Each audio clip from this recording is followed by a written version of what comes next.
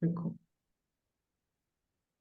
Okay, so good morning, everybody. It's a great pleasure to have you online with so a large diversity of stakeholders from the cultural, creative, audiovisual sectors and to present you this Innovation Lab specific session dedicated to the exchange and to the better the learning of Innovation Lab beneficiaries project selected last year regarding T-School. And it's also our proposal also still is to improve the progress of the services and the offers that the Creative Europe desk would like to offer to potential applicants to the Creative Innovation Lab Call 2024. And during this session, we have the great pleasure to have a large panel of 5 Innovation Labs projects that will be presented to you in a few minutes.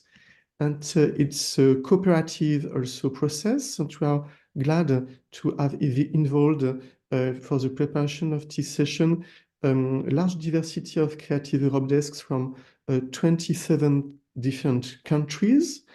And this is the agenda of this morning session. So we are very glad to have some welcome words from the European Commission represented by Arnaud Pasquali from the DG EAC, and then a short reminder regarding the objectives of the Innovation Lab call that will be presented by Emmanuel Koch for the European Executive Agency for Education and Culture. And then we will present to you 5 Innovation Lab selected projects. So we will know a little bit more in a few minutes. And then we will close the session by the presentation of a specific matching tool proposed by the Creative Europe Desk in order to help potential applicants to the calls to share about the concept of their Innovation Lab project, and also to let know about the profile of partners of expertises that they are looking for to finalize their application to the call. And also we will give you more information at the end of this session. And so we would like also to remind you to use specifically the Q&A tool, specifically regarding the questions that you will have regarding the 5 Innovation Lab projects, and to use the normal chat of the session for any another content sharing or another questions, but please split your questions or your information between the 2 digital tools. And of course, yes, specifically the Q&A tool regarding the 5 Innovation Lab projects. So thank you once more for your attention. And we give the mic now to Arnaud Pasquali for welcome words to our session. Thank you, Vincent, and thank you to all the desk for organizing this session. I see that we have 273 participants online, so probably the whole world is watching us, which is a good news.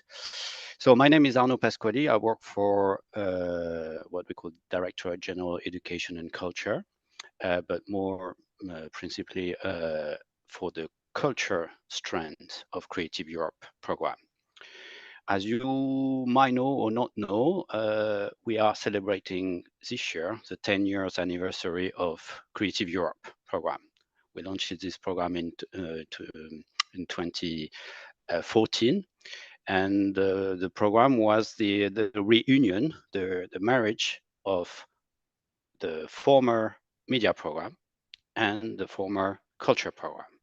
Media program, as you know, is dealing with audiovisual, film, video games, animation films, documentary, well, the films in general, and culture program covers all other culture and creative sectors: theater, books, music, performing arts, any other arts. And the fruits, the children of this happy marriage between media and culture are what we call the cross-sectoral strand. In this cross-sectoral strand, we have the desk, which covers Creative Europe desk, which cover both culture and media. But we also have InnovLab. And the idea of InnovLab, so the strand we will talk about now, the idea of InnovLab is that all those sectors, music, film, theater, books, publishing, museum, all have similar challenges. AI, digital, greening, being more competitive. And we thought that it would be a very good idea to strongly encourage them to collaborate and to develop innovative solutions that can be applicable not only to one sector, but to more than one sector, and to being inspired by the practice of different sectors.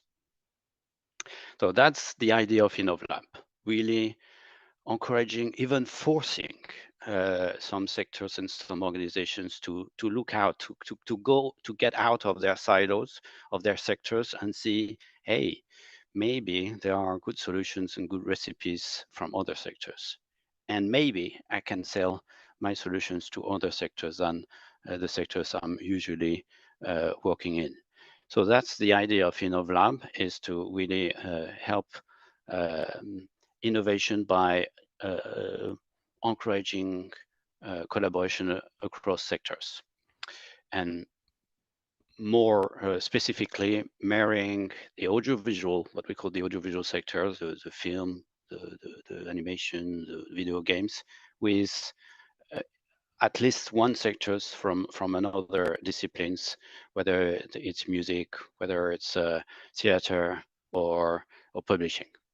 So we will have the chance to discover 5 projects, and I'm very keen and very excited to know more, because some of this project we know on paper, but with a good presentation, I'm sure we will understand better where they are coming from, which was the original ideas, and what they can bring to one or two or several sectors in the culture and creative sectors. So thank you again to Vincent and all the desk involved in this seminar to organizing it, and good luck with all your projects and your applications. Please apply. We are excited to have new ideas, and follow the advice of Emmanuel. We will now, I think, give you a more detailed description of the objective and what we are looking for in terms of projects under InnovLab 2024. Good luck. Thank you. Yes. Thank you so much, Arnaud, and thank you to the desk for the organization of this very useful session. I'm going to share my screen because I have a few slides to highlight what I'm going to say. So just 1 minute.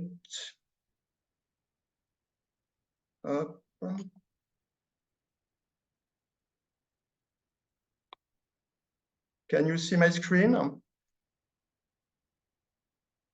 Yes? All good. We can see your screen. Thank you, Emmanuel. Okay. So perfect. Actually, the purpose of my presentation is to briefly present you the main objective of the call and the most important part of this call for proposal, Creative Innovation Lab 2024. The purpose of this call is to support the design, development, and/or spread of innovative tools, innovative models, innovative solutions applicable in the audiovisual and other cultural and creative sectors. Therefore, the objective of the scheme is to encourage cooperation between the audiovisual sector and other CCS in order to accompany either the greening transition or to improve their competitiveness, or to improve the circulation, visibility, discoverability, availability, diversity, or the potential audience of European content across borders. The support also aims to enable the European audiovisual sector and other CCS to better adapt to the opportunities offered by the ongoing development of artificial intelligence and virtual worlds. Based on that, we have established a list of eligible activities which covers 3 main topics. What does it mean concretely? It means that to be eligible, your project must focus on at least one of these 3 topics. The first topics will include all the activities trying to explore virtual worlds as a new environment for the promotion of European content, audience renewal, and competitiveness of European content industries. The second topic will include all the activities proposing the development of innovative business tools enabled or enhanced by new technologies such as artificial intelligence, big data, blockchain, virtual worlds, NFT, and so on, in order to facilitate the production, the financing, the distribution, or the promotion of European cultural and audiovisual content. Basically, it covers activities related to rights management, monetization, data collection, and analysis. And last but not least, the third topic will cover all the activities proposing greener practices in order to facilitate the greening process of the audiovisual and other cultural sector. Based on this list of eligible activities, we hope that through the projects that we will support, we will be able to improve the competitiveness of the European audiovisual and other cultural and creative sectors by facilitating the transparency, data collection, and allowing the appropriate use of artificial intelligence and big data. But we also hope to be able to improve the adaptation of the European audiovisual and other cultural and creative sectors to the opportunities offered by the development of virtual worlds. We also hope to be able to improve, to facilitate the production, the financing, and the circulation of European audiovisual and cultural content in the digital age. We also hope to be able to increase the visibility, discoverability, availability, diversity, or potential audience of European audiovisual and cultural content in the digital age. And we hope to be able to accelerate the greening process of the European audiovisual, cultural, and other creative sectors. Here is the basics of our call. So, as you can see, and as Arnaud already said it during his introduction, there are 2 keywords within this call. The first one is the innovation. Okay, what we are going to support is the development of innovation. It could be innovative tools, it could be innovative business model, innovative solution. That's the first key element. Okay, and that's why within the call document we highlight the importance of the startups, tech companies, or business incubator. They should have a key position within your application, because we all know that nowadays the innovation is mainly driven by this kind of companies. Okay, so the first keyword is innovation. Okay, we are not a call proposing a support for the production of content. Okay, for that you have other calls, either within the media strand of the Creative Europe program, if you want to produce an audiovisual content, or within the cultural strand of the Creative Europe program. We don't provide the support to the production of content. Okay, what we support is the innovation. And the second keyword is the cross-sectoral approach. Okay, this element is at the heart of our call. So all your projects, all your application has to cover the audiovisual sector. That's compulsory. Okay, you have to deal and you have to propose something which could benefit to the audiovisual sector. And beyond that, you have also to include at least one other cultural or creative sector. It could be music, it could be book, it could be publishing, it could be theater, it could be museum, and that's very important. And all your proposal have to be built on the basis of this cross-sectoral approach. As Arnaud said, the purpose of the Creative Innovation Lab as a part of the cross-sectoral strand is to build a bridge between the media strand and the cultural strand, okay, of the Creative Europe program. And this bridge has to deal with innovation. So to summarize, actually, when you are going to prepare your application, you will have to tell us a specific story. And the structure of your story should be the following one. The first part of your story, you will have to identify a challenge or a need which is common to the audiovisual sector and to at least one other cultural and creative sector. That's the first part. In the second part of your story, you will have to describe the innovative tools or innovative business model or innovative solution that you are going to develop in order to address the challenge or the needs that you have identified in the first part of your story. And you have to be careful. This tool, this business model, or this solution have to deal with the list of the eligible activities that you have there. Okay, it means that you have to deal with at least one of the three topics that is listed there. If it's not the case, your project won't be eligible. So don't waste your time to prepare an application which is not going to be linked with one of these three eligible activities. Okay, the same. If you are not able to base your project on a cross-sectoral approach, forget our call. Okay, you have many other calls within the European Union that could deal with your project. You have Horizon EU, you have EIT, you have the STARS initiative, you have the media strand, you have the cultural strand. If your project doesn't deal with the cross-sectoral approach, with innovation, with the eligible activities listed there, you can forget. Okay, that's very important because last year we received 110 applications, and most of the applications were out of purpose with the objective of the call. Just to give you some data, last year, out of the 110 applications that we received, only 20% of this application score above 50 out of 100 points, and only 6 applications passed the threshold of 70 points. Okay? So this year, we would like to avoid such a situation because it's a waste of time for you as an applicant.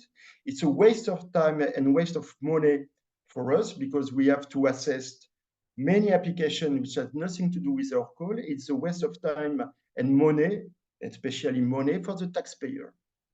Okay, so that's very important. And the third part of the story that you will have to tell us is to describe what will be the impact and the positive impact of the tool that you will develop on the audiovisual sector and on the other cultural sector or creative sectors that will be covered by your call.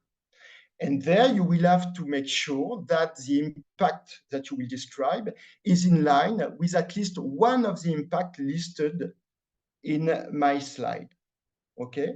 So my recommendation in order to make sure that your project or the ideas that you have in mind is in line with our call is before starting to work on your application, please contact your domestic Creative Europe desk. They are there to guide you and to check that your idea is in line with the call. Okay. Once you have that green light, you can start to work on your application. Okay. Just to conclude, I hope that's clear for you. Just to conclude, this year we have a project of nearly 7.5 million euros. And the deadline for submitting your application is the 25th of April 2024 at 5 o'clock Brussels times. Okay, don't miss this deadline. Thank you for your attention, and I hope that the presentation of 5 of the 6 projects that we selected last year will help you to have a better idea, a more concrete idea of the kind of project that we are looking for. Thank you for your attention. Thank you. I'm going to stop sharing and give the floor to the... Thank you very much, Emmanuel, for this very clear, very pedagogical presentation. And it's yes, our objective of this morning to give more concrete this innovation aspect and also this cross-sectoral dimension.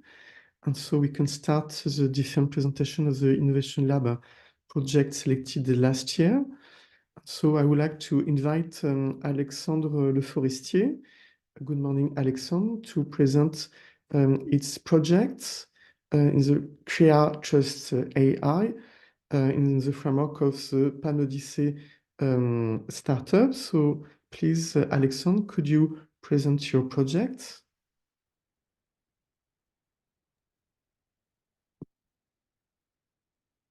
Hello, everybody. Do you hear me? Yes, it's fine. Thank you. Okay. Thanks to the Relais Culture Europe from Paris and the Creative Europe team, PanOdyssey is the European social media dedicated to culture and creativity. Crea Trust AI. We have created a trusted digital space dedicated to culture and creativity without directly using generative AI technologies. We are now going to use promising new AI technologies to strengthen and transform audiovisual and cultural sectors in Europe. How we'll do this? We will deploy new corporations for the years 2024 and 25 in the framework of new European strategies for the use of AI in the audiovisual and cultural sectors based on trust and ethics. As coordinator, we are launching a new European consortium, Crea Trust AI. Crea Trust AI is dedicated to digital trust and AI technologies. Trusted digital technology must be at the service of the audiovisual and cultural audiences. We would like to thank our partner, Agencia EFE, for its participation in Crea Trust AI.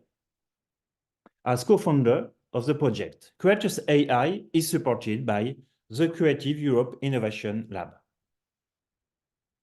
So, what about the product and the maturity step? First of all, last year in 22 and 23, with our first European consortium, Creativium European Alliance, we developed a trusted API. We also developed a web-responsive platform dedicated to creators, professional and non-professional, and readers. And we developed new mobile apps available on Google and Apple stores. You can, of course, download them. So now, about Crea Trust AI. We create 3 work packages and 5 activities. The first work packages is dedicated to project management. The second one, in 2024, is dedicated to the development of 4 new AI digital tools. And the next one, the WP3, in 25, will be dedicated to the 7 new digital AI tools. Regarding the activities, the main part of our action with Crea Trust AI is dedicated to innovation tech. We invest approximately 80% of the global amount of the project in technology. But Also, we are deploying quality training, marketing action, and financing to deploy the project. So now, what about the cross-sectoral dimension? To gain a better understanding of the main challenges to be met in terms of interoperability and intellectual property, we have created an AI laboratory. Creators AI is open to new economic partners from the private sector, associations, and the public sector, such as the European cultural platform RTTV. We also collaborate with the Spanish press Agencia EFE, in the press industry, and we connect our project with different new European consortium in different programs, Digital Europe and Erasmus+. Regarding Digital Europe, PANUICI is one of the projects, is a member of TEMS project, Trusted European Media Data Space. TEMS is a new consortium dedicated to interoperability and audiovisual and media sector. So we also, to illustrate the cross-sectoral dimension, during the action of the Creators AI, we will design a new format dedicated to creative audiovisual content. So now I propose to show you a short video presentation regarding our product.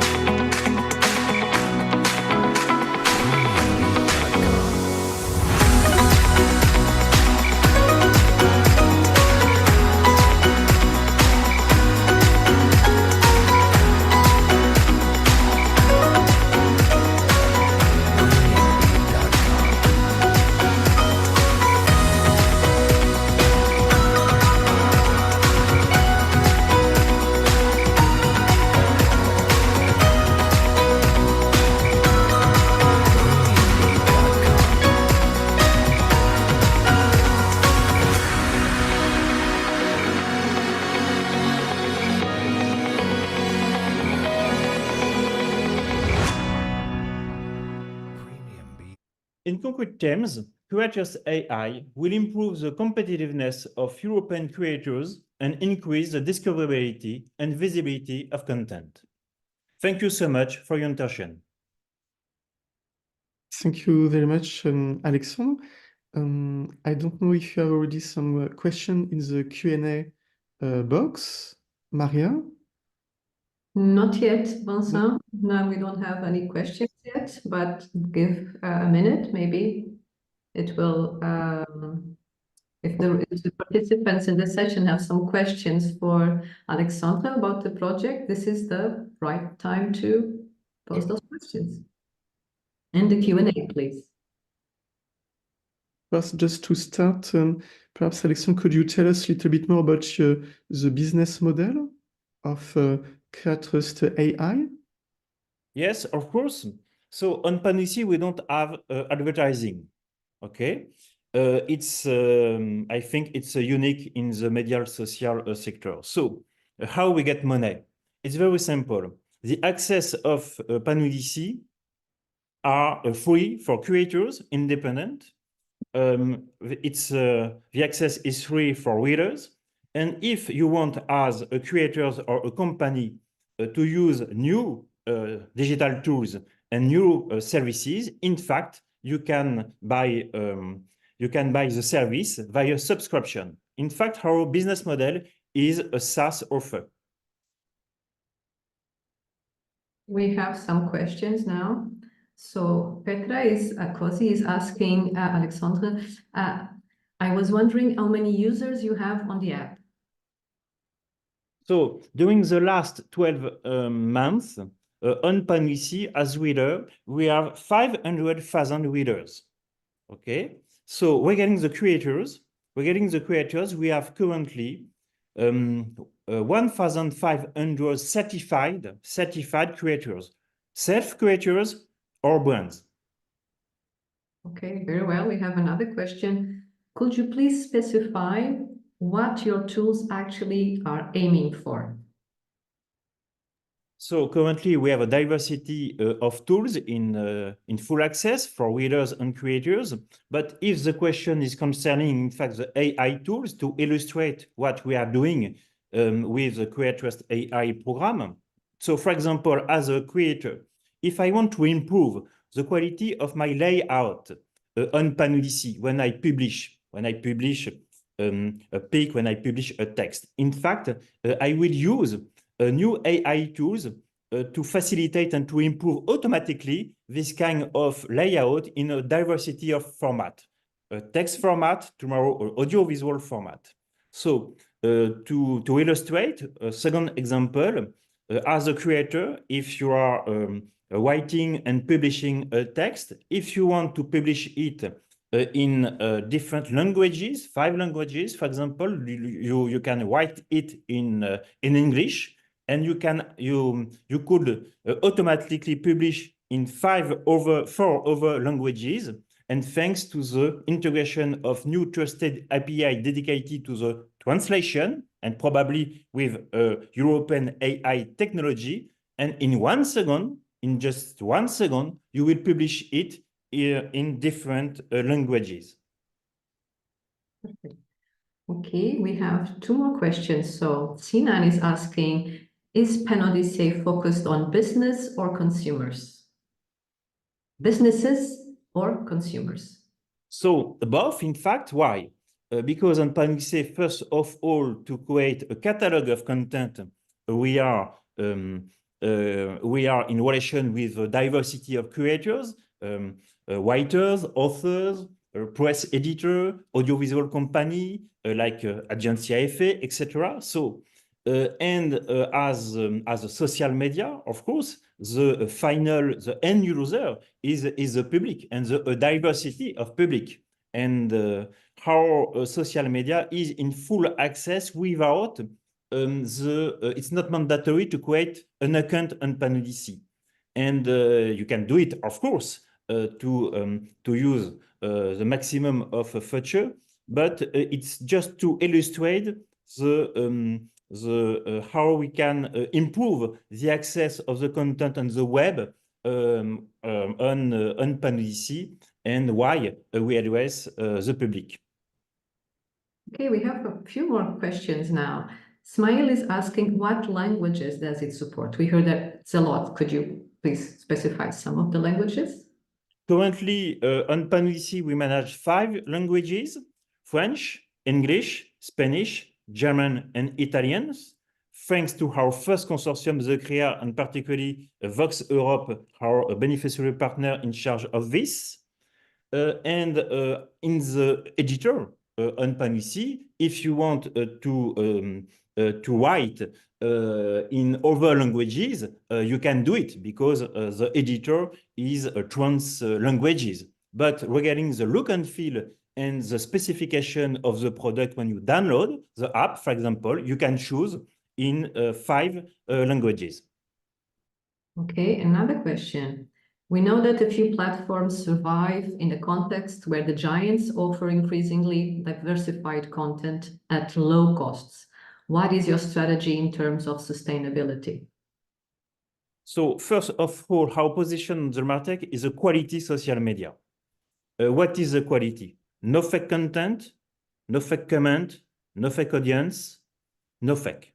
How we do this? Certify the identity for individuals and certify organization or brands for enterprise. So after that, we also manage the protection and the valorization of intellectual property. In this case, we have the basis to create a quality social media. And so it's a challenge, of course, now is to communicate and because this technology is working now, and we have millions of self-publishers, for example, who want to publish and to match on the quality audience on the web, to have some feedback of readings, of content, of readings, the creativity. So it is the reason why the action of the Europe and the structure of different consortium is very precious to create different kind of cooperation, interoperability, and to find the way to increase the traction, the creativity traction inside the social media. Okay.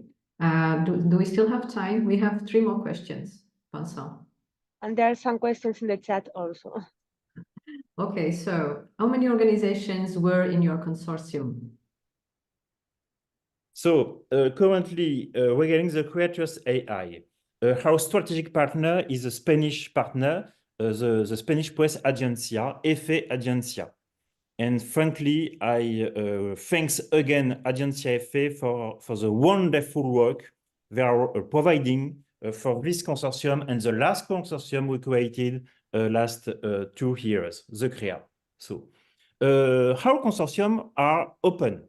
It is the reason why we will welcome a diversity of partners, associated partners, for example, like RTTV, to collaborate together, and particularly regarding how we can use and how we can choose the AI technology and how we can protect the intellectual property when we use this kind of technology. And to be very concrete, in the next few weeks, we will implement, thanks to the Creators AI, a transparency notice dedicated to intellectual property and AI technology to make the full transparency when you use AI technology inside PAN-UDC and also outside PAN-UDC.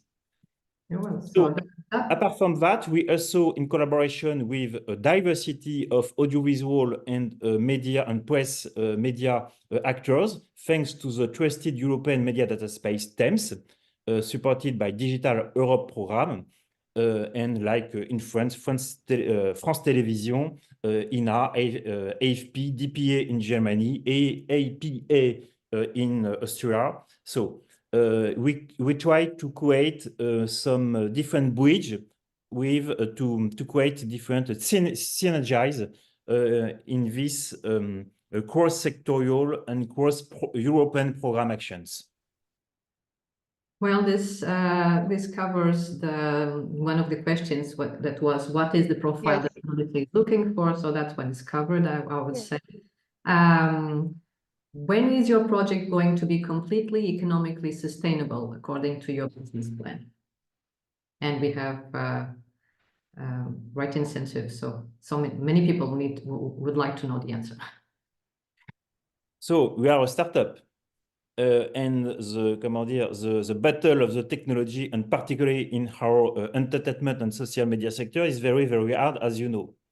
The strategic point we get from the creation of the company at the end of 2018 is to invest all our financial resources in technology.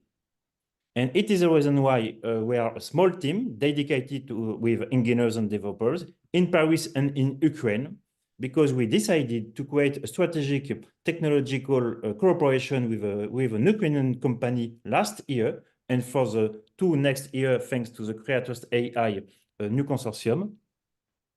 And so I must say today we are in the interesting position because the amount of cash burning of the company is very low. And we are in the good position to accelerate when we will do it. So. Okay. The last question in the Q&A, I think it was answered already. What kind of partners are involved to build new culture, to create innovations, and to spread the tool for wider use? Funding after the project.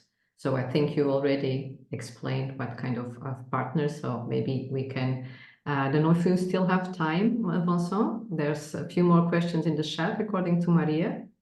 Yes, but one of these is already answered, which is the role of the partners. So, another participant is asking, please explain to us if your project coordinator or one of the partners is a computer company, and if not, if you have had to hire one of to make the app. So you need a computer company to make the app. Alors, so you mean regarding the technology? Yes. If you Okay. have a technology partner, or you need to hire some firm to make the app. Alors, so for the future, yes, we want to, comment dire, to work with technology partners, because we are a consortium dedicated to AI technology. And to be very concrete, what kind of AI tools we want to integrate via a new trusted API, providing the AI layout, the AI translation, etc., etc. So, and if you have some proposition of this, you can contact us, of course, with pleasure. So after that, I must say the most important thing regarding the potential cooperation with other partners is, do you share the vision and the ethics of the project? And if yes, welcome and use PanOdyssey, because PanOdyssey and our consortium are alternative actions. And if we want, comment dire, to deploy the project together, we need to use this kind of new product via the API, via the web platform, or via the mobile app, of course, to design this kind of new experiences all together. Well, There's another question, but I think maybe. Yes, I think that we are already a little bit late regarding our very smart timing for this moment, but thank you very much, Alexandre, for your presentation and all the explanation regarding your process. And I would like also to mention that PanOdyssey was already supported the first time in the framework of the call 2021, and it was supported for a second time in the framework of the call of last year, in order, yes, to support the maturity and the developments through artificial intelligence regarding your project. So it's important to mention that. Thank you once more. And then, yes, we'd like to invite Anthony Leroy from EBB to present its projects, and also one another way to mobilize artificial intelligence in order to support cross-sectoral innovative prototypes. So I would like to invite Anthony, yes, to go on the Thank stage. you. Thank you, Vincent. Good morning, everyone. I will try to share my screen. It should work. It's not working.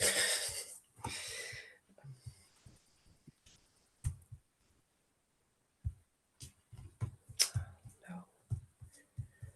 It works, but it doesn't work now.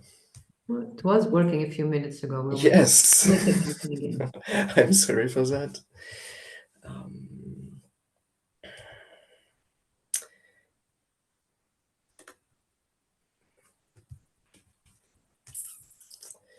Vincent, are you able to share my presentation I sent you eventually, but because it doesn't work from my side, I'm sorry.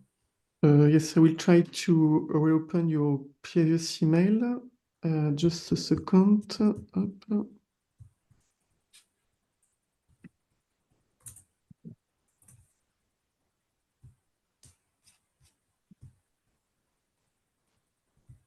Yeah, just a second. Yeah.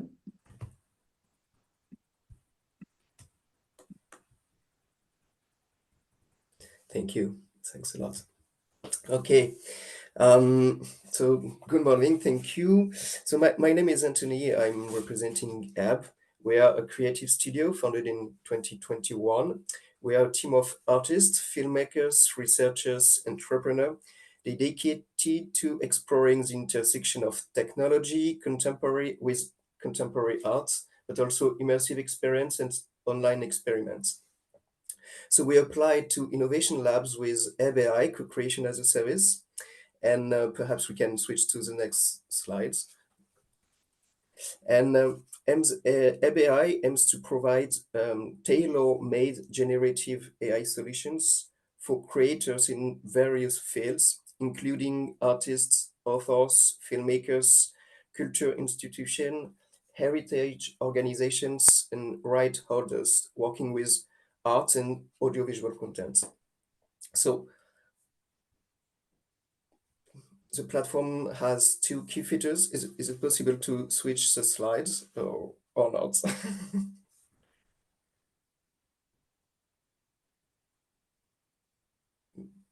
It looks not possible.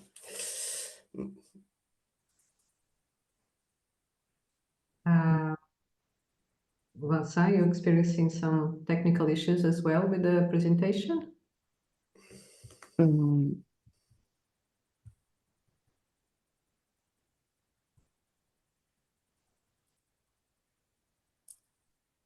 Is it okay like that? Yeah. Yes, perfect, cool. Thanks a lot. So I was trying to present the platform. So the platform has two key features: a transparent and automated royalty system connected to co-creation terminals. And the idea with this terminal is to allow AI-generated works into institutional spaces and movie theaters. So through these projects, ABI aims to achieve to encourage co-creation as a business and as a technical and creative paradigm for AI-powered audiovisual and cultural contents, and also to foster personalized engagements with cultural and audiovisual content from various audiences. So we have partners, we can switch to partners. We have partners with several sectors from different countries, from AI search engine to contemporary art centers, performing arts, film industry in France, Switzerland, Norway, Spain, and Sweden. So the idea with each of those partners is to explore and to test use cases with our solutions, and to also use cases online, but also in the physical spaces, and to organize conferences involving those different stakeholders, from creative artist experts to talk about ethical norms. How can we use AI in our different cultural sectors? So the cross-cultural stakes here in ABI are the ability for new business models with similar legal, tech, and creative issue, because it's, from our perspective, it will be kind of the same story. If you are working with a painter, a movie maker, you will still need data sets and to train specific AI model, and you will need to produce and to distribute those contents. So there is a need for specific licensing tool, and that's part of the idea. So right now, perhaps we can switch to the calendar if it's okay. Right now we are in kickoff and pilot project step, because we plan to have our working platform next January. And now I propose to jump into our first pilot project to just show you one use case that we're using to better fine-tune our technological roadmap and business model. So if you can switch, yes, cool. So now since October, since last October, we worked with a painter named Gérard Garouste, and he provided us with thousands of images from his paintings, from his sketch, from his photography. And we train a custom AI model with him, with the idea to together to produce a first portrait generator in his style.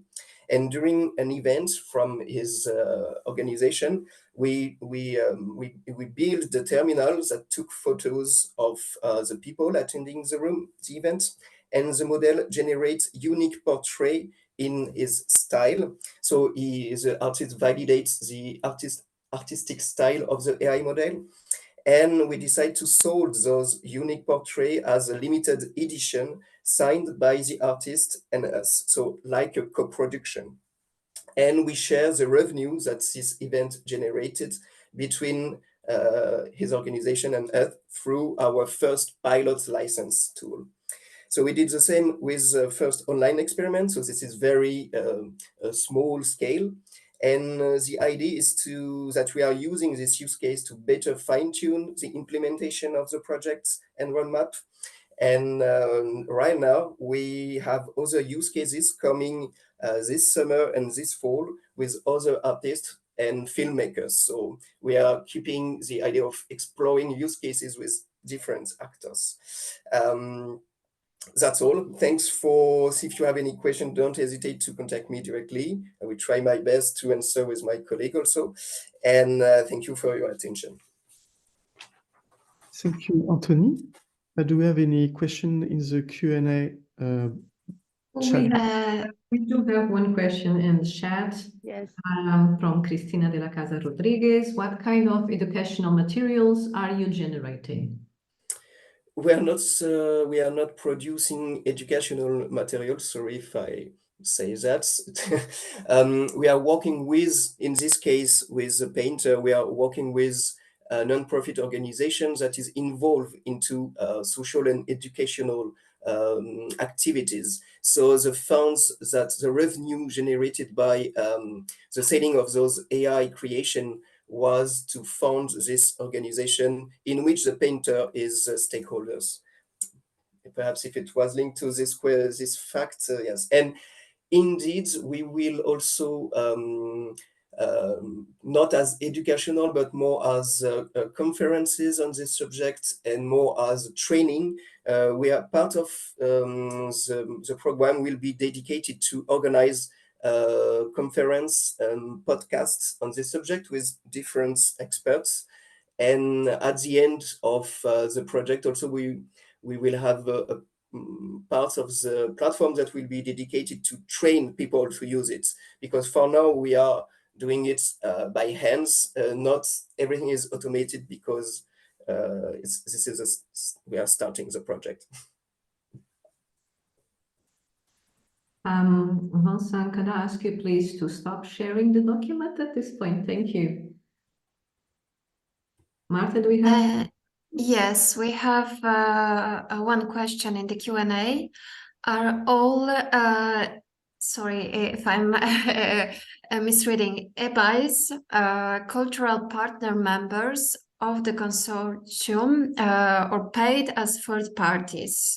So the members of the consortium are from cultural sector, or there are maybe some third parties involved that are paid? I think that is the question.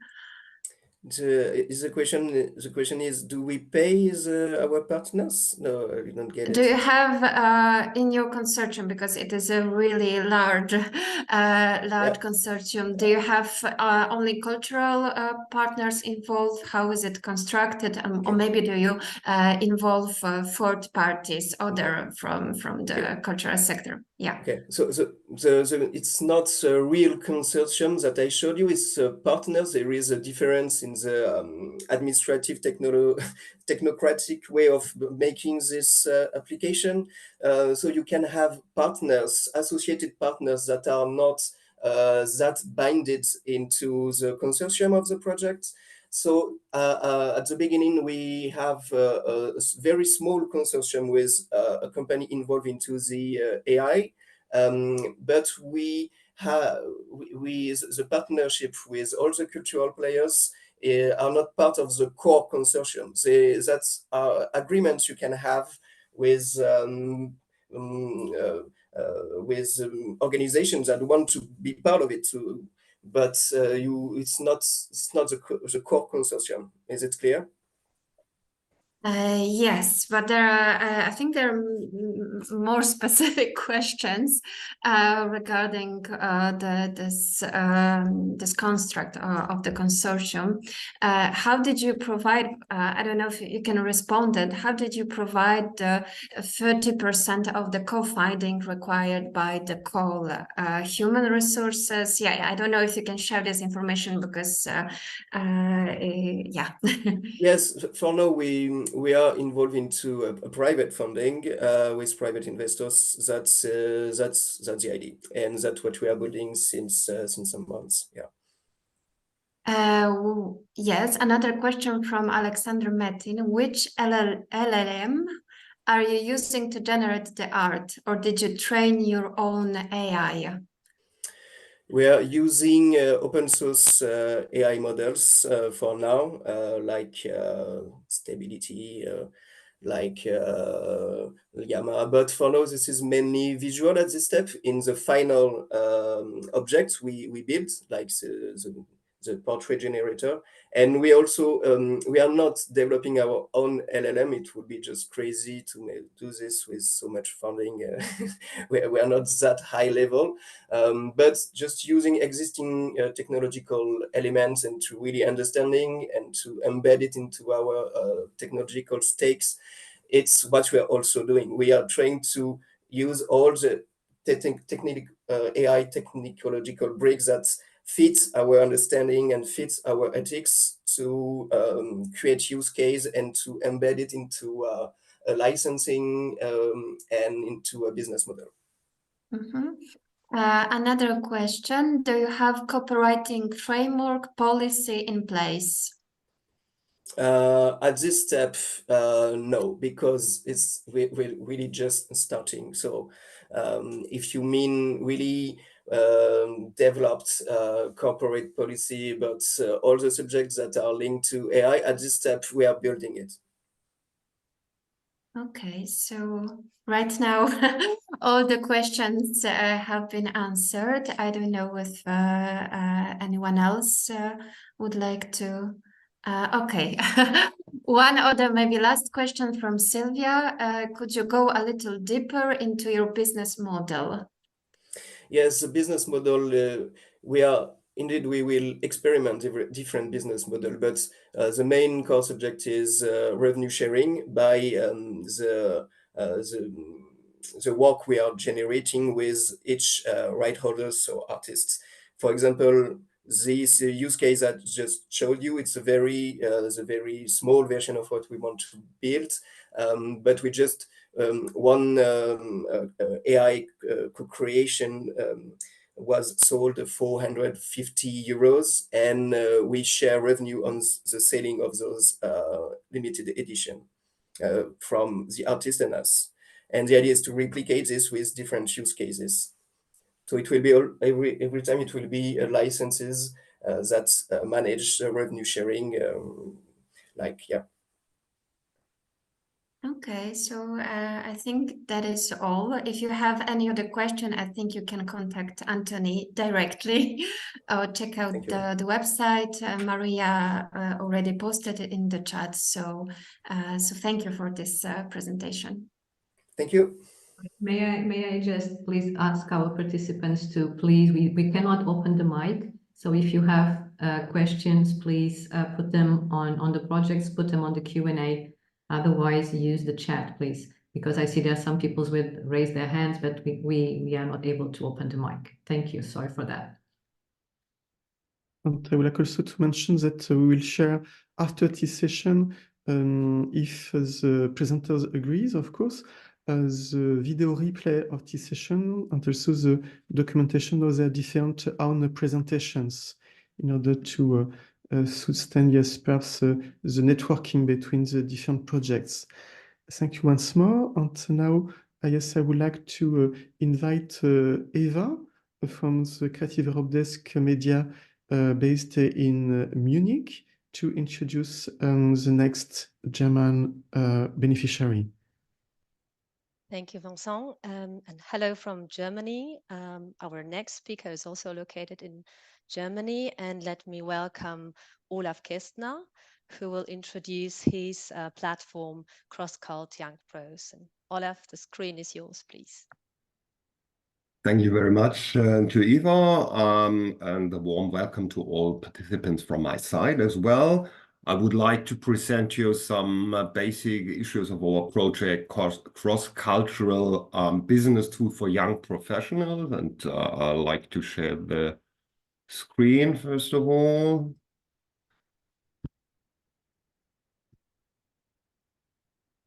I hope you see the screen now. Perfect. Yes. PATS is an already existing platform since 2020 in Germany. Until now, we cover about 65% of our target group in the German film sector. what we are doing. Sorry.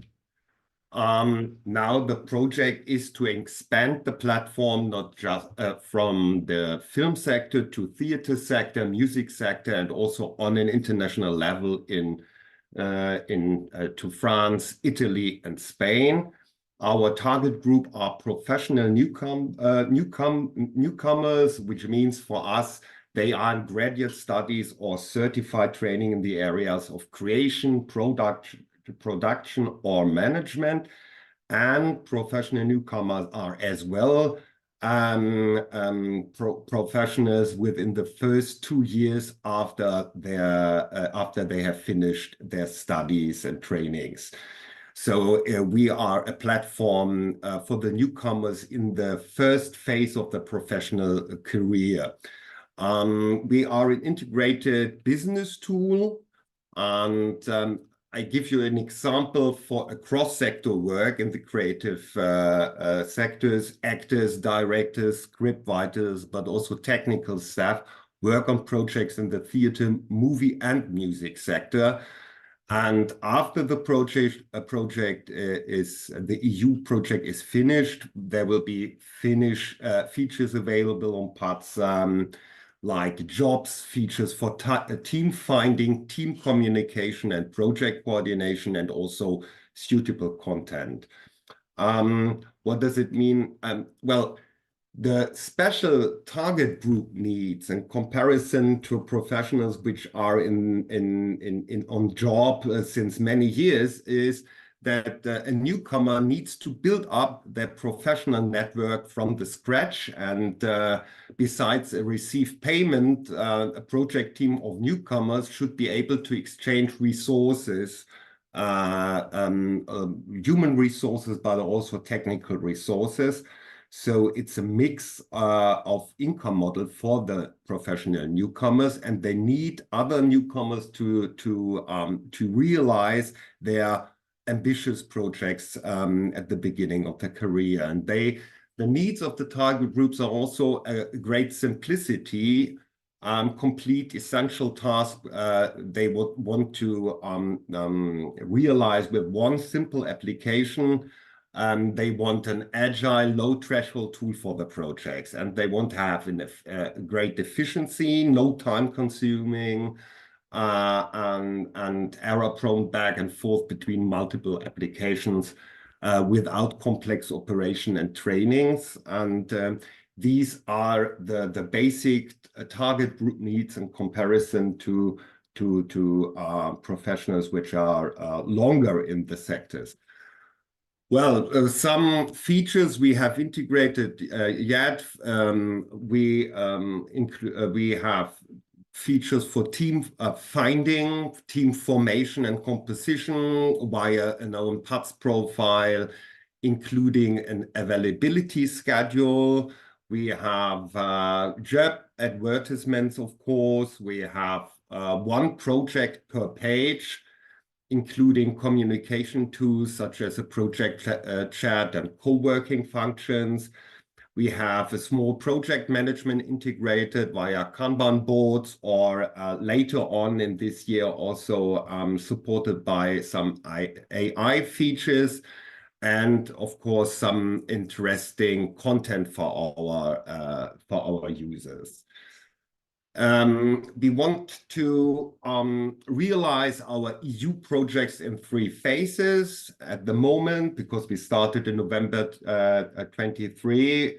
We have done some online surveys with about 400 newcomers from France, Italy, Spain, and Germany in theater sector and the music sector. We analyzed these interviews and results of the online surveys to finalize our basic concept in phase 2, make the UX and database implementation, followed by the 3rd phase with the detailed implementation of the features. And we will be at the end of our project in April 2025. And our goal is to reach about 250,000 users from the three creative sectors at the end of 2025. So that's to give you a first idea of our project.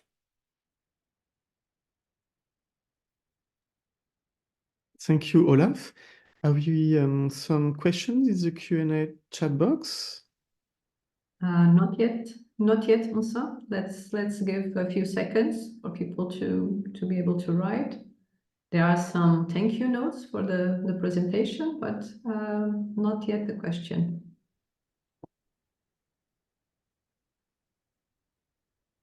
Okay, we have a question. Alu, Olaf, how many users do you have on your platform? At the moment, we have about 30,000 users. At the end of 24, we will have about 50,000 or 60,000 because, well, future is up to. And yeah, that is to give you a first idea. A question in chat. Yeah. Do you collaborate with Crew United? No, Crew United is more let's say a database and a database for professionals in the film sector. And we have now this cross-sectoral purposes in our project. And I think we are for the professional newcomers, and Crew United is on a European level for the professionals in the film sector, and these are the differences between these two platforms. But we are in contact with them, yes. Okay, there's a question that it's not directly just for Olaf, but some people are asking, can you share the average budget allocation for the projects that are being presented? I'm not sure if this is the average project each year or total until now, or for the EU project. The amount of the EU grant is 220,000 euro. Okay, I think that these amounts are available in the searching tool. We will share the link in the chat later on. Another question: how are you going to monetize the product? Well, we have three revenue channels. The first and the basic one is a premium account. The second one is via the availability calendar. It will be able to make a legally binding booking for each of our members, and we will get a small provision for this. And the third revenue channel is that we want to integrate a white label travel solution. So because within many creative projects in the film sector or theater with festivals and so on, it's necessary that teams are traveling.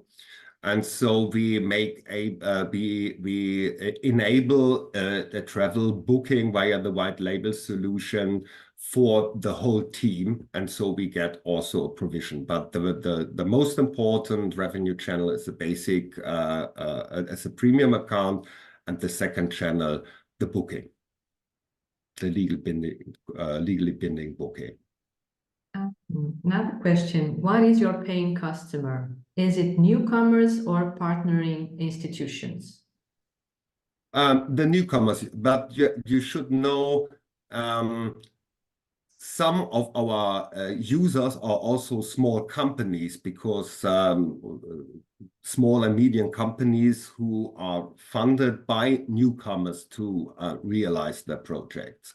But the normal user, premium user, is a newcomer, and we have a very low hurdle to come in with €5 per month. Okay. We still have one more question, Vincent. We have time? Perhaps the last one, if Okay, yes. the last one. Are your members mainly based in Germany, or do you support co-productions throughout Europe? I see the posts on your website are mainly in German. Pardon again this question. Are your members mainly based in Germany, or do you support co-productions throughout Europe? No, of course we do support co-productions throughout Europe, but our process of internationalization to France, Italy, and Spain has started at the beginning of this year. So in 2024, we internationalized, and in 2025, we enlarged to other creative sectors. Okay, very well. I think this also answers one question that is on chat about the lineup of the progress of the project since it started in November. So you've already done that. So I think we are good. Please, participants, post your questions on the projects on the Q&A. Otherwise, it's very difficult for us to be monitoring both of them. Okay, thank you.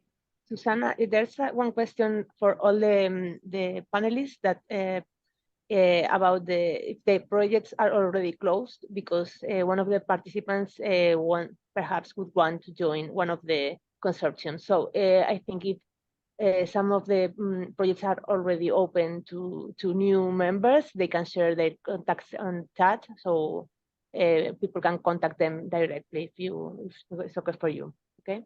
Thank you. Thank you very much. So in this case, yes, I think that we can go to the fourth projects presented this morning. And so I will invite Christine from the Norwegian desk to introduce the next projects. Good morning, Christine. Good morning, and hello from Norway. I would like to introduce the next project. It's called the Green Producers Tool. And behind this, it's the second grant they received in last year, 2023. So they have been received a grant 2 times in the Innovation Lab regime. And it's a company called Babushka behind this project. And behind the company, we have the founder, Mats Astrup Rønning, and he will tell you about the project now. So the floor is yours, Mats. Thank you. I'll try to share my screen. Can you see this? Yes, fine, thank you. Thank you so much for having me on this seminar. I will try to explain to you what Green Producers Club is and what Green Producers Tool is.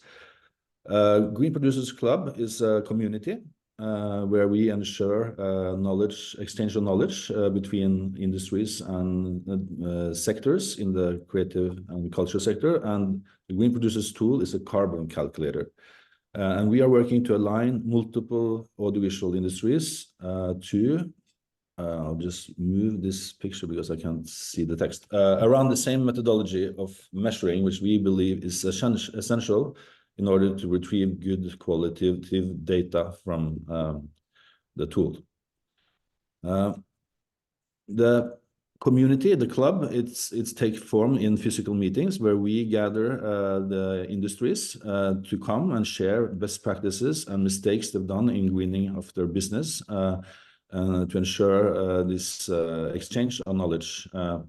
And we have these meetings every 6 weeks, and this provides our members with a recipe of how to green their own companies and organizations faster because they don't have to do the same mistakes as others, and they are continuously served best practices. Then we have the Green Producers Tool, which is a carbon calculator that is tailored to fit 6 different areas of the culture and creative sector. It has 2,000 emission factors within it, and it helps you in planning, taking knowledge-based decisions. It helps you register activities throughout your projects, and it helps you to report on your projects at the end of your events and projects. The industries that we are covering now is film and TV, festivals, events, performing arts, and art museums. And as Kristen said, we have been so fortunate to have received Innovation Lab funding 2 times. So I'll go through that, the practicalities. That first round, we got 540,000 euros. It started the 1st of August 22 and ended 2 days ago. Then we got funded once more for the extension of this previous project to build upon that with 830,000 euros. It started 1 month ago, and it will last for 2 years. And the objectives combined, this is the outlines, of course, is to adapt the Green Producers tool to all the Nordic countries first, establish local offices and build communities that ensures the exchange of knowledge across the industries, makes a solid model for further implementation to EU, based on experience from moving from country to country, and then start expanding to EU countries based on this then well-tested model. Development plan year 1 is to map each country with project partner to ensure local relevance. Then release a Green Producers tool prototype to market, get real user feedback, which is essential. So in the first project, we released 0.6 version of the final tool. And then we are able to develop the last part of the tool in accordance with the needs, the real needs in the market. Then our strategy was to attract potential club partners like industry unions and organizations that represent multiple members in all other aspects than the climate. This has been very helpful for us to understand how the different industries are coping with the greening of their sectors, but also what challenges they have, what needs they have, so we can take that into account. And we also give discount to members of our club partners. So this is a model that has been working quite well and that we will keep doing. Then we host these club meetings for industries and across industries in each country and recruit local candidates for the local GPC office. This is the first year of the project. The next year is to develop the tool according to the feedback. We develop the tool continuously. We spend about 500 hours of developing the tool each month. And we've done that for 2 years now. We host club meetings for industries and across industries again, and we will host workshops to ensure learning and nudging and make people move and understand. Then we participate in climate panels and seminars, taking an active part of the agenda. And then we focus on areas where we can communicate one-to-many to save time. Expected results is that the Green Producers tool will be the Nordic standard by 2026. And we aim to be top 3 preferred carbon calculator within the creative sectors and culture sectors in the EU within 2027. As of now, we have 175 organizations, from broadcasters to small theaters, big festivals, etc., using the tool to measure their events or productions. And in these 175 organizations, there is more than 1,600 unique users doing the actual work with the registering, reporting, etc. GPT is now adapted to Norway, Denmark, and Sweden, and we have members in 7 countries: Norway, Denmark, Sweden, Finland, Iceland, Germany, and Netherlands. We have offices in Oslo and Copenhagen, and within this year, we hope to have local offices in Reykjavik, Stockholm, and Helsinki, and we are in concrete dialogue with 2 candidates for that in 2 countries. So we are greening the European cultural sector. We contribute to cross-sectoral knowledge exchange, and we are reaching the goals, we believe, of the Innovation Lab program. Our partnerships are, this is the first photo of the partners. Now, since then, it's extended. This is the National Opera of and Ballet of Norway, the Øya Festival, Music Festival of Norway, Cicero Research Center for International Climate Research from Norway, InnoCode, web developers from Sweden and Ukraine, Nordic film production represented in the whole Nordic region, produced by a film company from Denmark, down the drain, 2 big music festivals in Denmark, Nordic House Iceland, Icelandic Airways Music Festival in Iceland, Nordic House Faroe Island, And then behind the bar down there, it's All Things Content, which is a big event agency in Finland. Here's my details, and thank you, and hopefully you have some questions. Yes, there are already some questions in the Q&A. Camilla is asking, why would you need local offices for an app? Why do we believe that we need local offices for an app? Yes. Yeah, we believe the local offices are a key element for succeeding or success, because not for our project but for the greening, because then we have local knowledge which is relevant when you give support and you understand the local structure and methods, and even though it's quite similar, it's very important to actually be there and understand it. And then also hosting club meetings in a regular basis, collecting the industries, bring them together, the different sectors. All this is, I think, only doable if you are actually represented by someone on the local ground. There are really some nice comments from the participants. They are saying impressive, really nice and smart project. Congrats. Ruta is saying, love this idea. Thank you for creating it. How are you going to spread your product internationally? Are you planning to create local live communities in other countries? If yes, which ones will be the first, or are you planning to create online community? Yeah, online community is something that we have talked about. There's a lot of plans for how we can kind of include some kind of communication within the tool, like almost like a social network. But we haven't solved that issue yet. But yeah, all our club meetings are webinars also, so you can attend them on link, even though the quality is sometimes a little bit fishy, but it's available. And then we expand. Yes, we plan to expand to new countries, and I think that we will expand into areas where we can collaborate with existing projects of similar kind of approach. We know there's some really interesting things in Germany, for instance, but there's also local production companies and theaters approaching us, and they want to be the club. So then I think it needs to be growing gradually, and then the adaptation to the local market of the tool will happen gradually.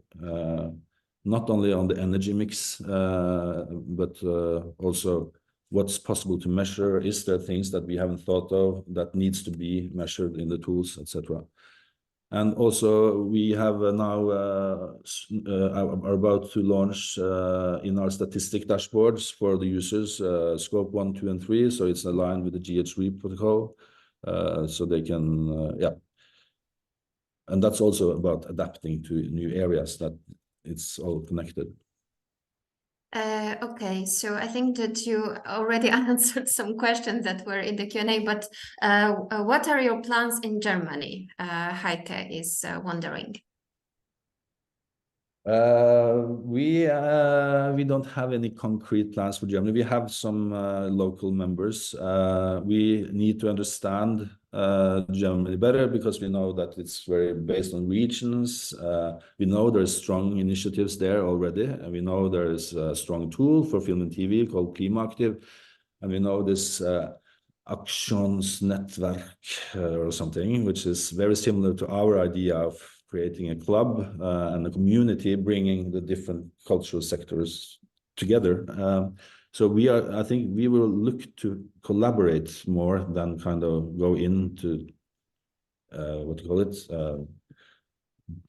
take over something. So I think collaboration, and that's what we feel is so obvious that people love to collaborate on these issues and play each other good. And yeah, so that's our approach, really. Okay, So I think that we answered all. There's a question in the chat, sorry. Okay, yes, Yeah, Maria, go ahead. Is there an automated tool output for use in actual ESG reporting? An output of the tool is it's now for only for climate. Okay. Yeah, but we are working on some to come up to that level to be able to report on the E and the S as well, at least. Okay. I would like to remind all the participants to put their questions about the projects in the Q&A box and to write to everybody so everybody can see their comments in the chat. So thank you. Okay, so if you haven't any other question regarding this project, we can go to the last Innovation Lab project. So thank you once more, Mats, for your presentation. And I invite Marta to present the last Polish coordinator. Hi again. Welcome from Poland. Hi from Poland. I would like to invite Michalina Bernacka and Tomasz Polit to present their project called Crave Digital AI, a revolutionary platform for creating, distributing, and promoting audiovisual content. And I am sure that they will tell you more about it. So the mic is yours. Thank you very much, Marta. Hello, everyone. I will try to share my screen right now. Just a moment.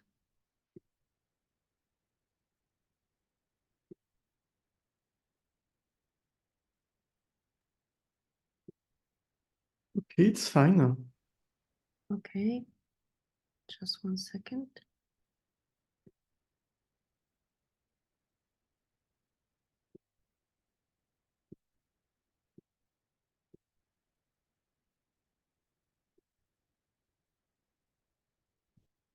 I'm sorry. Okay, hello everyone, and thank you for having us. Thank you, Marta, for the introduction. Today, I am excited to introduce you to the project we've been working on, named Crave Digital. Our mission is simple yet ambitious. Because we want to change the game for the independent artists and the industry experts across the music and visual arts industries in Europe and beyond. We believe that the ability to create, to distribute, and to promote music and audiovisual content has been locked behind the doors, only opened by major labels or by significant budgets for way too long. And that's we are here to change that.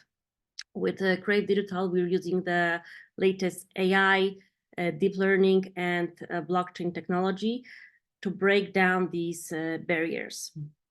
Our platform is designed to be a one-stop solution, a holistic tool for making it easier than ever for artists to get their work out there without the hassle and with affordable prices. But it's not just about making things easier, it's also about improving them. So we enable artists to create, to distribute, and to promote their work seamlessly, ensuring that their content reaches the widest audience possible. Our platform is designed to boost the visibility and diversity of European content, showcasing young and diverse European talents. So in short, we want Crave Digital to be more than just a self-publishing platform.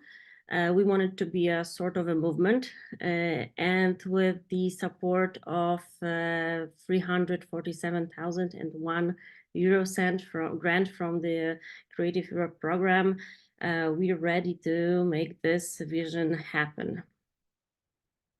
And now a quick rundown where we at with Crave Digital right now and how our journey looks like moving forward.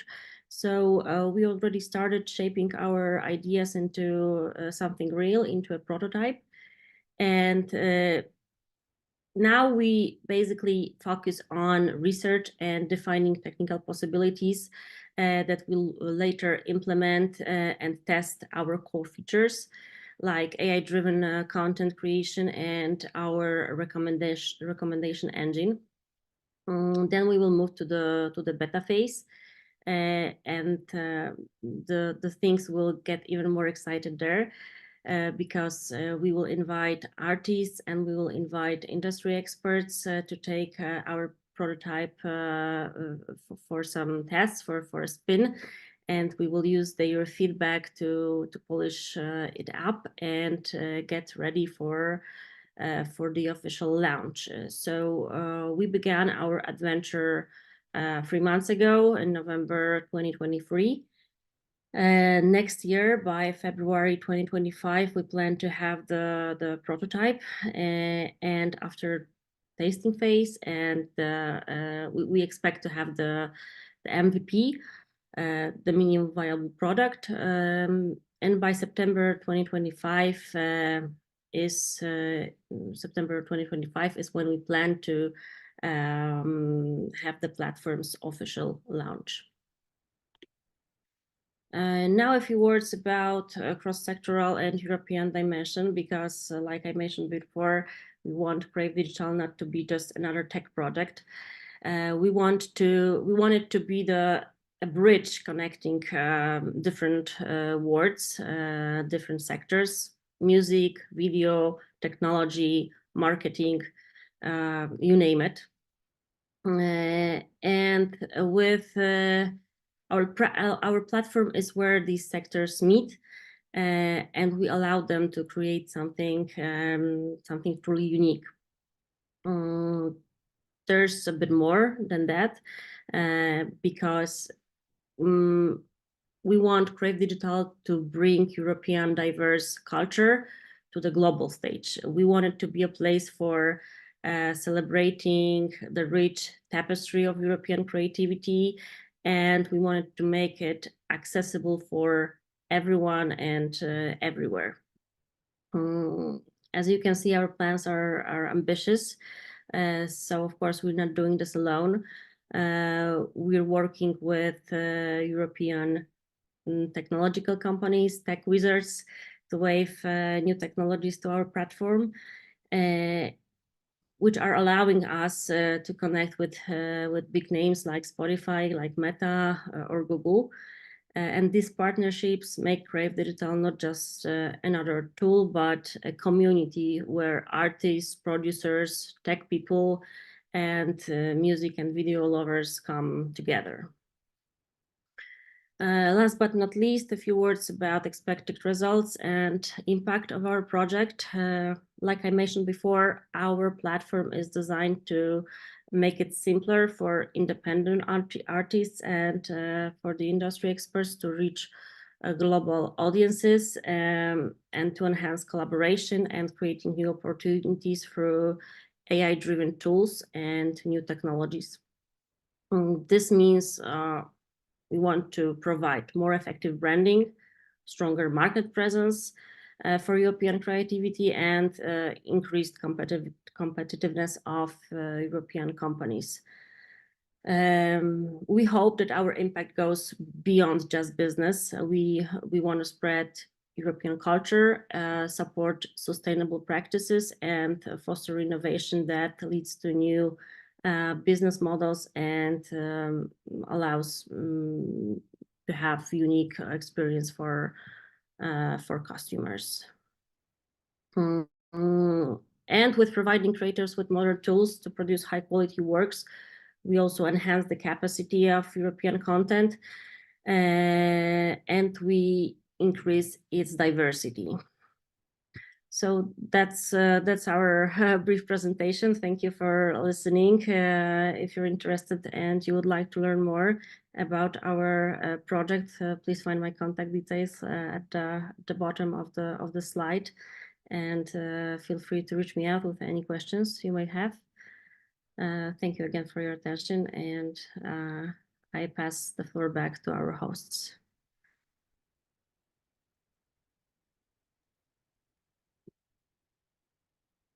Hello. So thank you so much, Michaelina. We have some questions already in the Q&A. Are you a newly started company without existing users? Yes, like I mentioned before, we started 3 months ago, so we're doing everything from the scratch, and we don't have the platform ready yet, but we hope to have it by April. Like the first version that we will show our customers will be April this year. So our website will be updated and you will find more information soon. Okay. So the next question is, will or does the Crave Digital website has an English version or will have an English version? It will be available in English, Polish, Czech, Slovak, and Hungarian for the beginning. Then we expect to have more languages soon, but first we start with our neighbors and with Middle Europe. Another one. Who do you see as your competitors? Well, we have major competitors. Our major competitors are from US.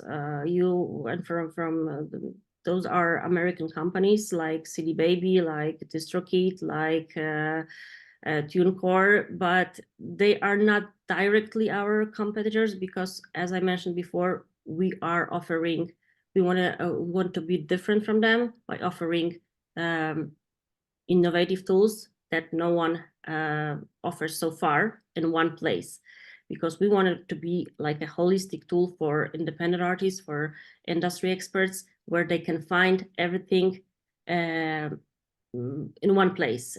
They don't need to reach out for any other tools. They will find everything on our platform. So there are several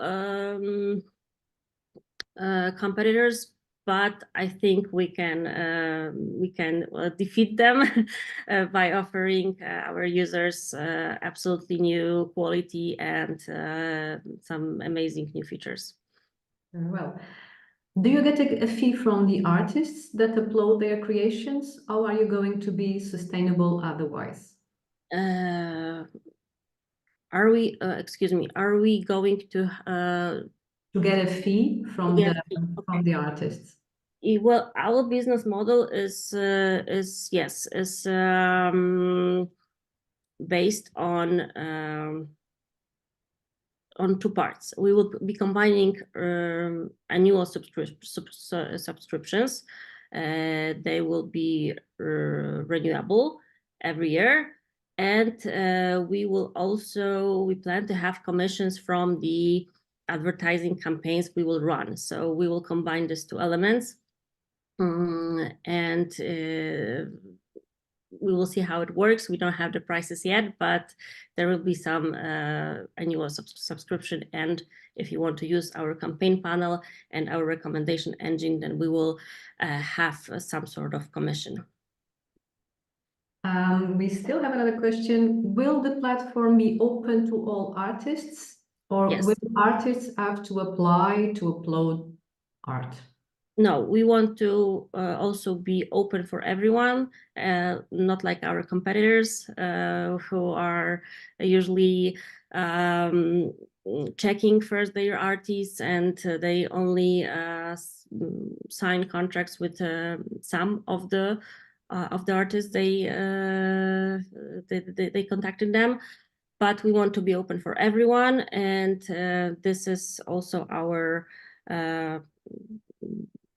something that is our feature, and we want to be competitive in this way. And in that line, how will intellectual property issues be handled? Well, we're working with of course, with the law experts, and we will figure everything out in the next few weeks. Of course, we take into consideration all rights of the artists, and soon we will have everything presented. So as I said, please follow our website, and we will be updating every information in few weeks. Very well. We have another question. We have a couple of questions more. I don't know how we are with the time, but this next question is, as a distributor, are you a member of Merlin? No, not yet. We are too small to be a part of Merlin, but we hope that our platform will gain some recognition, some worldwide recognition, European recognition, Polish and beyond Poland. So we hope we will be able to sit to the table with Merlin experts, and they will accept our our application maybe next year, hopefully. I think that the other questions are answered already. Again, a note for congratulating the projects, and people are happy to see a female founder of a startup. Thank you very much. I don't know if in the chat, let me just check for a minute, but I don't think so. No, it's answered already. Thank you. Thank you very much. Back to you, Vincent. Thank you very much, and thank you once more to all the presenters of this session of this morning.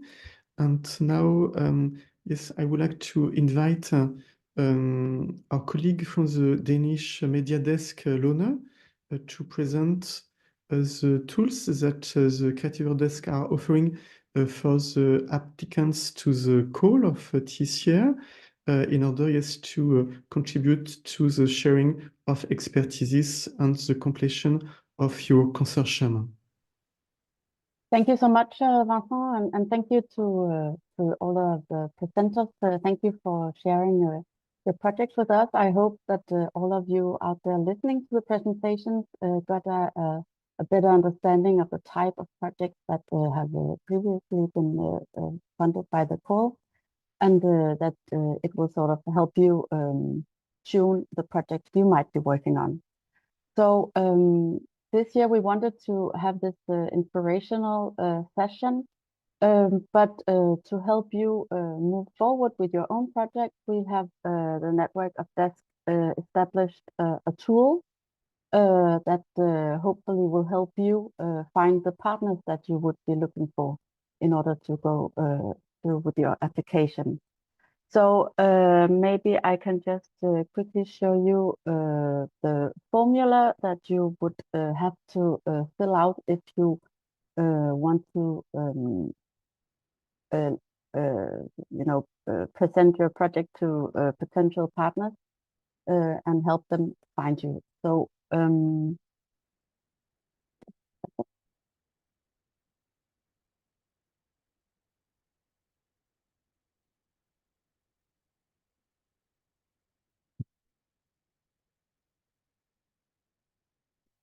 you see my screen? Yes, it's fine. Okay, fine. Yeah, so after this session today, we will send you a whole package actually with different type of material. Amongst other, you'll find the link for this formula where you will have to fill in some information about yourself and your company and the project for which you are seeking for partners. So there'll be, and sorry, you will have the questions in Danish, but don't worry, it will not be in Danish when you receive it. You will have a few questions that you will have to answer about the nature of your organization, your previous experience with the EU-funded projects, and there will also be some sort of question that are put there to make sure that your project sort of respects the different criteria. For this call, that was also presented by Arno and Emmanuel in the beginning of the session. So you will have this link sent to you, and if you have a project and you think about applying for Creative Innovation Lab this year, please do fill it out. Afterwards, we will receive all of the different replies that you will send to us with the information that we ask for. And we will just do a quick checkup to see that your project actually does fit the criteria. And then once this is checked, it will be in the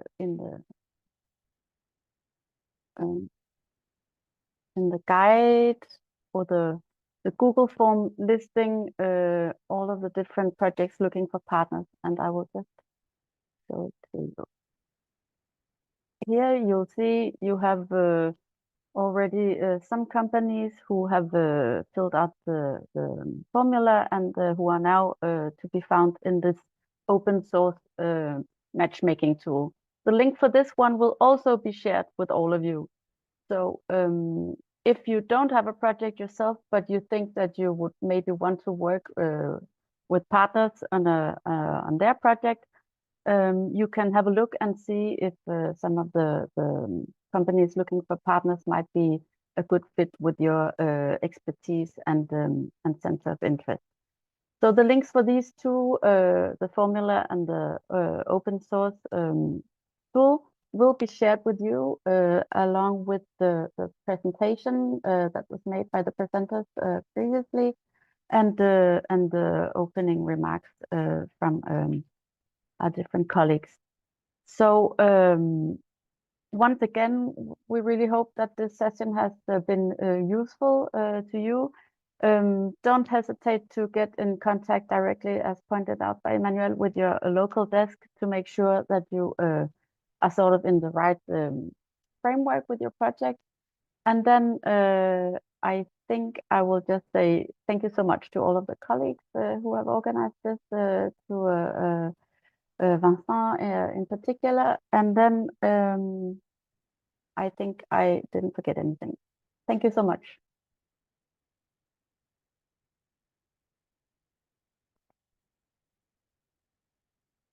Okay, so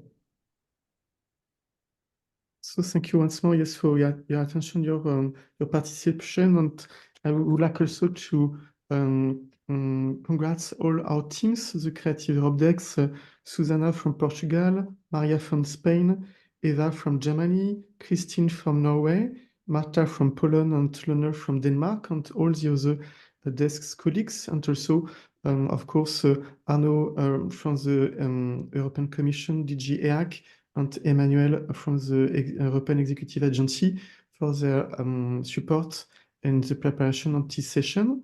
And so afterwards, we will send you the video replay of the session and the documentation of the presenters, and we'll stay at your disposal for any question regarding the preparation of your future application. So thank you once more for your attention, and of course, yes, we keep in touch. Thank you very much. Thank you.